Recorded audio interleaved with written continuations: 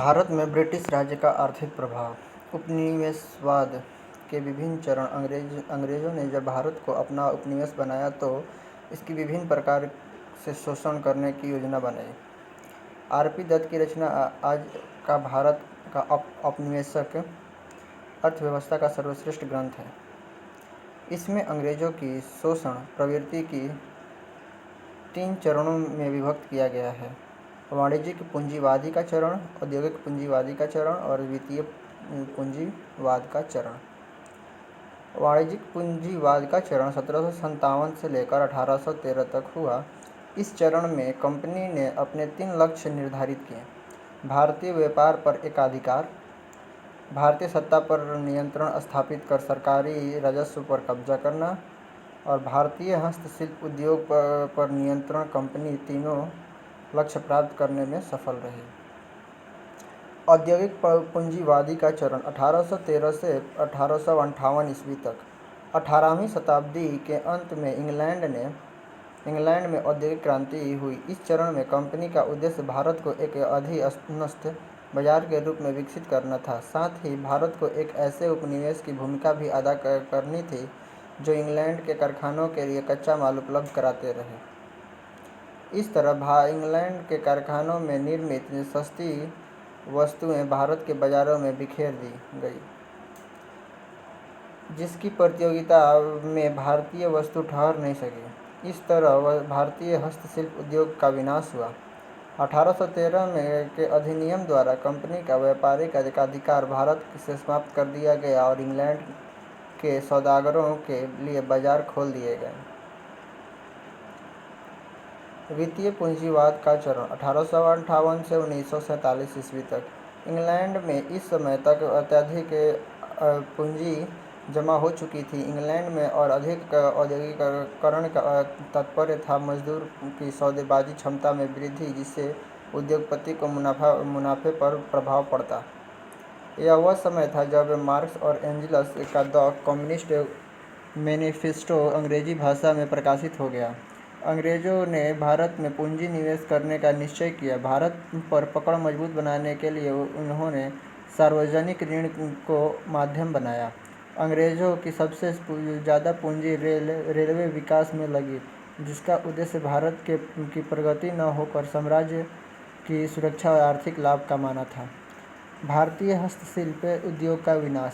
1600 से 1757 ईस्वी तक कंपनी की भारतीय वस्तुएं बाहर ले जाते थे और बदले में सोने चांदी लाते थे। भारतीय वस्तुओं की अधिक्यता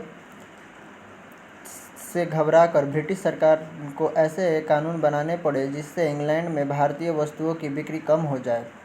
रॉबिन्सन क्रूसो नामक उपन्यास में लेखक डेफो ने यह शिकायत की थी कि भारतीय कपड़े हमारे घरों में सोने के कमरों में प्रवेश कर रहे हैं। कंपनी के कार्यकर्ता ने भारतीय बुनकर पर दबाव डालकर कम मूल्य पर कपड़ा तैयार करने के लिए बाध्य किया। दबाव को प्रभावशाली बनाने के लिए कंपनी के कार्यकर्ता बुनकरों को पेशीगी रुपये देने की प्रथा प्रारंभ की और उनमें एक शर्तनामा लिखवा लेते थे।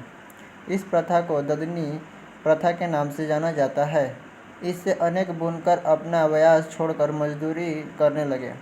18वीं शताब्दी के अंत में इंग्लैंड में औद्योगिक क्रांति शुरू हुई। अब इंग्लैंड के कारखाने में निर्मित सस्ती वस्तुएं भारतीय बाजारों में भेज दी गई। भारत की हाथ की बनी हुई वस्तु ठहर न सकी। परिणाम स्वरूप भारतीय हस्तशिल्प उद्योग का विनाश हुआ। बहुत से लोग मजदूरी करने लगे। जिनके पास पैसा था खेत खरीद लिया। जो साधन विहीन थे वह कृषि मजदूर बन गए। इस तरह कृषि पर दबाव पड़ा और देश गरीब हो गया। धन निष्कासन का सिद्धांत। धन निष्कासन सिद्धांत का सर्वप्रथम दादाभाई नौरोजी ने अपनी पुस्तक the poverty and un-British rule in India में प्रतिपादित किया। दादाभाई नौरोजी ने धन निष्कासन की चर्चा सर्वप्रथम 2 मई 1867 ईस्वी को लंदन के ईस्ट इंडिया एसोसिएशन की बैठक में पढ़े गए अपने एक लेख इंग्लैंड डिबेट टू इंडिया में किया। धन निष्कासन के सिद्धांत को कांग्रेस ने सर्वप्रथम 1896 ईस्वी में कोलकाता में कांग्रेस के अधिवेशन में स्वीकार किया गया। धन निष्कासन का विरोध करने वाले एम.जी. रनाडे और आर.सी. दत्ते थे। कार्ल मार्क्स के अनुसार भारत में ब्रिटिश आर्थिक नीति घिनौनी है। अंग्रेजी नागरिक सेल्बन के अनुसार हमारी अर्थव्यवस्था एक स्पंज के समान है जो भारतीय अर्थव्यवस्था को सोख लेती है और फिर टेम्स नदी के किनारे निचोड़ देती है। धन निष्कासन का विरोध करने वाले समाचार पत्रों में अमृत बाजार पत्रिका, शिशिर कुमार घोष महत्वपूर्ण है। भारत का सर्वाधिक धन गृह व्यय के रूप में इंग्लैंड गया।